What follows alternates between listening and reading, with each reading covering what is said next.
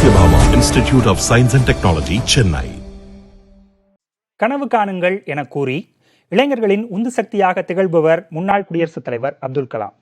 உலகமே உற்று நோக்கிய தமிழரான அவரது 6ஆம் ஆண்டு நினைவு நாள் இன்று.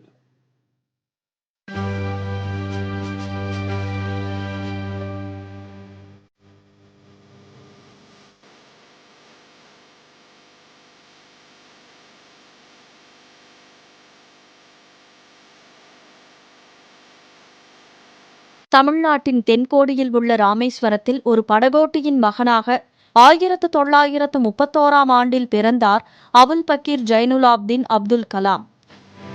சிறுவயதிலேயே வறுமையை எதிர்கொண்ட அவர் பள்ளிக்கல்விக்கு இடையில் சைக்கிளில் சென்று செய்தித்தாள்கள் விநியோகம் செய்து வந்தார். எனினும் படிப்பு மீதான கவனம் மட்டும் சிதறவில்லை. சென்னை MITயில் விண்வெளி பொறியியல் படிப்பு முடித்த அவர் நாட்டிற்கான அறிவியலை நோக்கி தனது அறிவை செலுத்தினார். விண்வெளி, தேச பாதுகாப்பு, அணு ஆற்றல் என 3 துறைகளிலும் ஒரு சேர உழைத்த விஞ்ஞானி.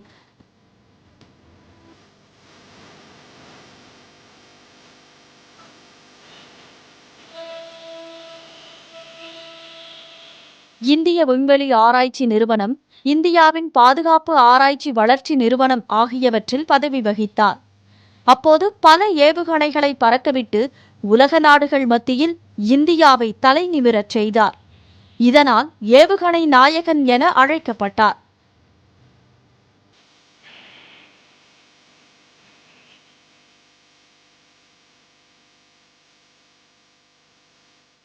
அப்துல் கலாம் இளைஞர்களிடம் ஏற்படுத்திய உற்சாகமும் தாக்கமும் மற்ற தலைவர்களிலிருந்து பெரிதும் மாறுபட்டது. கனவு காணுங்கள் என கூறி ஒவ்வொரு இளைஞரின் மனதிலும் நம்பிக்கை விதையை விதைத்தார். விஞ்ஞானியாக இருந்து 2002ஆம் ஆண்டில் குடியரசுத் தலைவரான பின்பும் மாணவர்களிடம் உரையாற்றுவதை பெரிதும் விரும்பினார். கலாமின் இறுதி நாளும் அவர் விரும்பிய மாணவர்கள் முன்பு முடிவு பெற்றது. 2015ஆம் ஆண்டு ஜூலை 27ஆம் தேதி மேகாலய மாநிலத்தின் ஷில்லாங்கில் மாணவர்கள் மத்தியில் மேடையில் உரையாற்றிக் கொண்டிருந்த போது மயங்கி விழுந்து காலமானார்.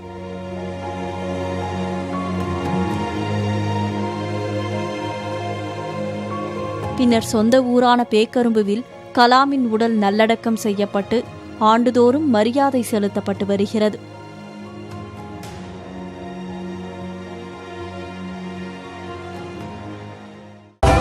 Satyabhama institute of science and technology, Chennai.